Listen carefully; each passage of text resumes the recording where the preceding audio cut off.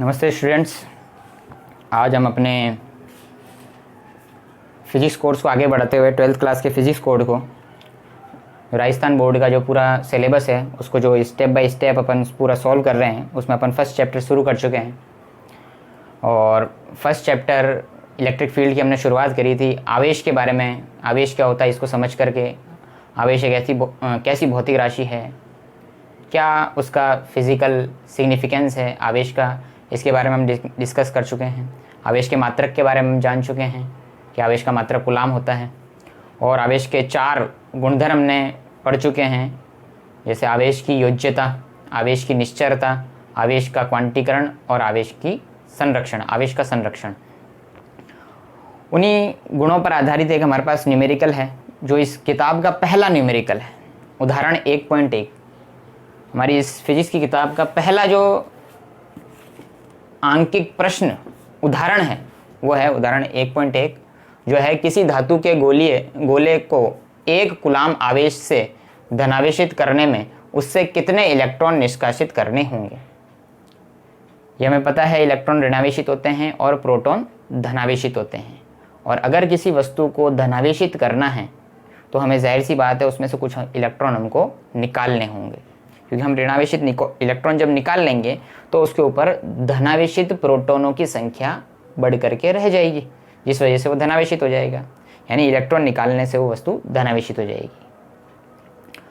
तो कितने इलेक्ट्रॉन निकाले जाएंगे उसके ऊपर 1 कूलाम आवेश आ जाए। तो ये जो न्यूमेरिकल है वो आवेश के क्वांटीकरण के सिद्धांत पर आधारित है। और ये क्वांटीकरण सिद्धांत मैं आपको बता देना चाहता हूं, मिलिकन का तेल बिंदुक प्रयोग, एक मिलिकन नामक साइंटिस्ट था जिसका एक प्रयोग था तेल बिंदुक प्रयोग। इस प्रयोग के बारे में अब अगर अपन को इस बुक में ज़रूरत पड़ेगी तो अपन समझेंगे। ये अपने सिलेबस में नहीं है। पिछले जो पुराने जो कोर्स हुआ करता था 2010-2009 में जो चलता था, जिसमें हम जब 12th क्लास में थे तब ये हमारे सिलेबस में था, किस तरह से एक इलेक्ट्रॉन का आवेश जो कि 1.6 × 10⁻⁻19 कूलाम होता है, इस चीज़ को कैसे कैलकुलेट किया गया, उस संबंध में जो प्रयोग है वो है मिलिकन का तेल बिंदुक प्रयोग। इस संबंध में इस टॉपिक को, क्योंकि वैसे तो हमारे सिलेबस में नहीं है ये टॉपिक, लेकिन फिर भी इसका एक वीडियो मैं बनाऊंगा कि कैसे इलेक्ट्रॉन का आवेश निकाला गया मिलिकन के द्वारा, क्या उसकी पीछे की गणित थी, क्या एक्सपेरिमेंटल सेटअप था, इसको समझने बहुत ही अच्छा एक्सपेरिमेंट है ये। फिलहाल अपन ने अभी यही समझना है कि ये क्वांटीकरण का सिद्धांत, आवेश क्वांटीकृत है। क्वांटीकृत का अपन मतलब समझ चुके हैं कि क्वांटीकृत उसका एक छोटा से छोटा अंश है जिसको इलेक्ट्रॉन बोलते हैं। वो इलेक्ट्रॉन आवेश का छोटा से छोटा अंश है, इससे छोटा आवेश नहीं हो सकता। 1.6 × 10⁻⁻19 कूलाम, इससे छोटा आवेश नहीं हो सकता। ये हमारा न्यूनतम कोट है। और इससे जैसे ही बढ़ाना है तो सीधा हमें 2 इलेक्ट्रॉन चाहिए। 2 और 1 के बीच में कोई क्वांटिटी नहीं हो सकती। 1.5 नहीं हो सकता, 2.20 नहीं हो सकता, 2.55 नहीं हो सकता, 2.75 नहीं हो सकता। यानी कि अपन पढ़ चुके हैं, या तो 1 इलेक्ट्रॉन होगा, नहीं तो फिर सीधा 2 इलेक्ट्रॉन होगा। 1 और 2 के बीच में कोई संभावना नहीं है, फिर 2 के बाद 3 इलेक्ट्रॉन होगा। तो इस तरह से अगर किसी वस्तु को धनावेशित करना है 1 कूलाम आवेश से, तो उससे हमको कुछ इलेक्ट्रॉन निकालने होंगे। तो कितने इलेक्ट्रॉन निकालने होंगे, उनकी संख्या याद करने के लिए हमारे पास जो फॉर्मूला है Q = NE। Q यहाँ पर टोटल आवेश है 1 कूलाम, N यहाँ पर हमारे इलेक्ट्रॉनों की संख्या है जो हमें ज्ञात करनी है। हमें ये ज्ञात करना है कि इलेक्ट्रॉन कितने निकाल लिए गए, और E यहाँ पर इलेक्ट्रॉन का आवेश है। इस सूत्र के माध्यम से, क्योंकि 1 इलेक्ट्रॉन का आवेश गुणा टोटल इलेक्ट्रॉनों की संख्या जितने उससे निकाले गए, वो दोनों के गुणनफल ही कुल आवेश के बराबर होगा, जो कि हमारा 1 कूलाम है। इसलिए इस n की वैल्यू हम इस सूत्र से निकालेंगे तो ये हो जाए Q/E। Q की वैल्यू हमको यहाँ पे 1 कूलाम दे रखी है क्वेश्चंस में, 1 कूलाम। और 1 इलेक्ट्रॉन पर आवेश होता है 1.6 × 10⁻⁻19 कूलाम।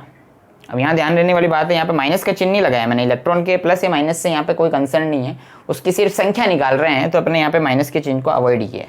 वैसे इलेक्ट्रॉन के ऊपर आवेश होता है माइनस का, तो यहाँ पे अपन कैलकुलेशन में ये जनरल अंडरस्टैंडिंग है कि हमें इलेक्ट्रॉनों की संख्या निकालना है, तो माइनस में आए या प्लस में आए इस चीज़ से कोई लेना देना नहीं है। अपन को सिर्फ और सिर्फ संख्या निकालनी है, तो अपन यहाँ पे वैल्यू रख रहे हैं, माइनस के चिन्ह का यहाँ पे उपयोग अपन नहीं कर रहे हैं। तो जैसे ही इस एक में 1.6 इंटू 10⁻⁻19 का डिवाइड करेंगे तो हमारे पास ये वैल्यू आ जाएगी। इसको अपन सॉल्व भी कर सकते हैं। 10⁻⁻19 नीचे है तो ऊपर जाएगा तो ये 10⁻19 प्लस का हो जाएगा। जैसे ये ऊपर जाएगा, जैसे अगर इसको सॉल्व करना है, सॉल्व करके देखना चाहें अपन, तो ये हो जाएगा 1/1.6 इंटू 10⁻⁻19। 10⁻⁻19 जैसे ऊपर जाएगा, क्योंकि घात जब ऊपर से नीचे या नीचे से ऊपर जाती है तो उसका चिन्ह चेंज हो जाता है। अब 1/1.6 इसको सॉल्व करने के बाद जो वैल्यू आती है वो हमारे पास ये आती है,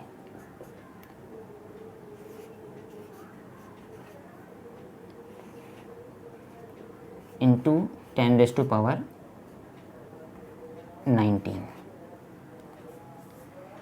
अब चूंकि अपन हमेशा जब भी वैज्ञानिक रूप से इन आंकड़ों को लिखते हैं तो इस एक अंक के बाद पॉइंट रखते हैं, कम से कम एक अंक पॉइंट के इधर होना चाहिए। तो जैसे ही अपन इस पॉइंट को इधर लाएंगे तो इधर से एक घात कम हो जाएगी, क्योंकि 10 से गुणा करना पड़ेगा इसको इधर लाने के लिए।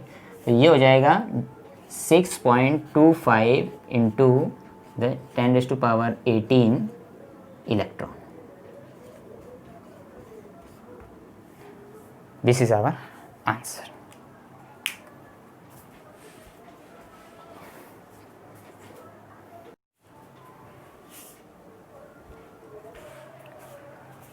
ये हमारा नेक्स्ट क्वेश्चन है, एग्जाम्पल नंबर 1.2।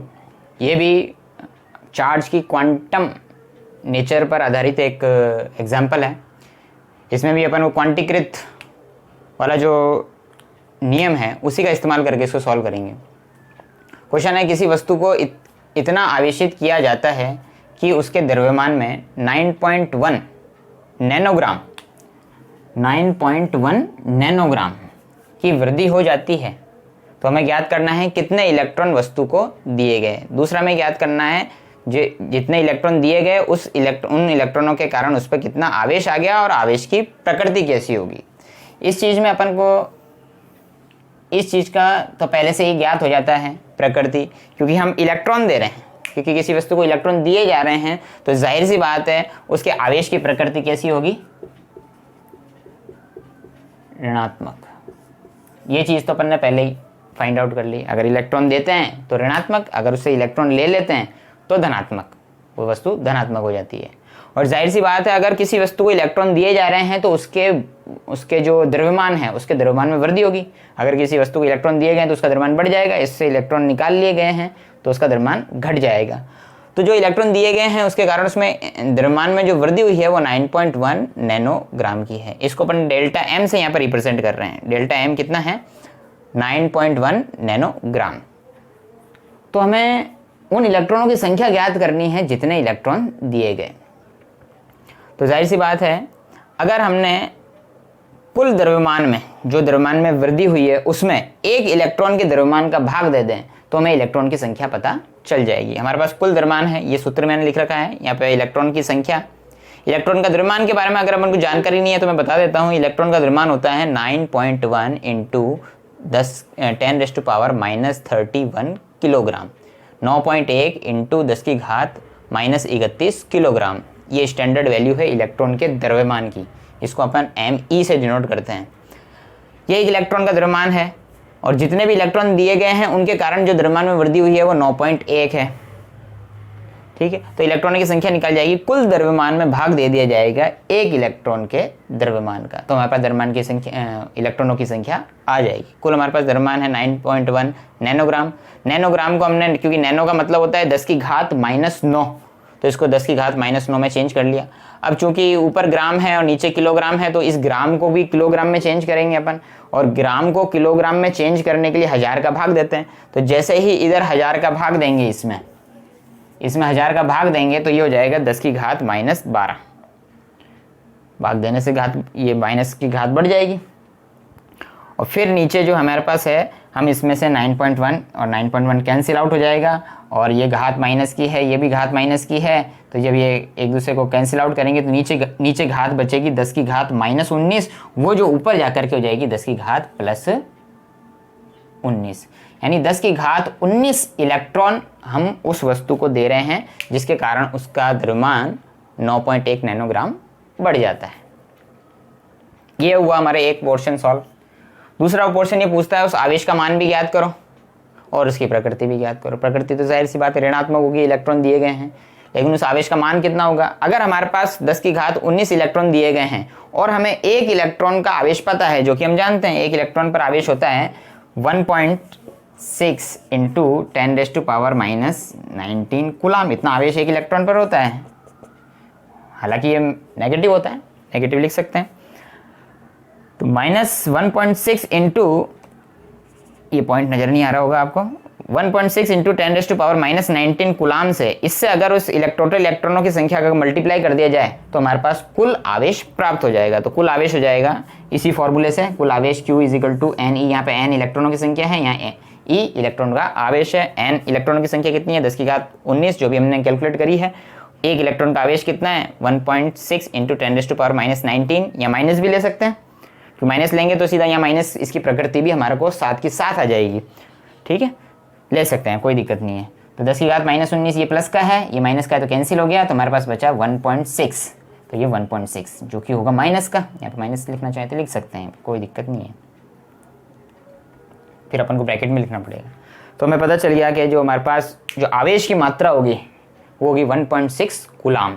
इतना आवेश उसके ऊपर आ जाएगा, और आवेश की प्रकृति ऋणात्मक हुई अपन पहले ही ज्ञात कर चुके हैं।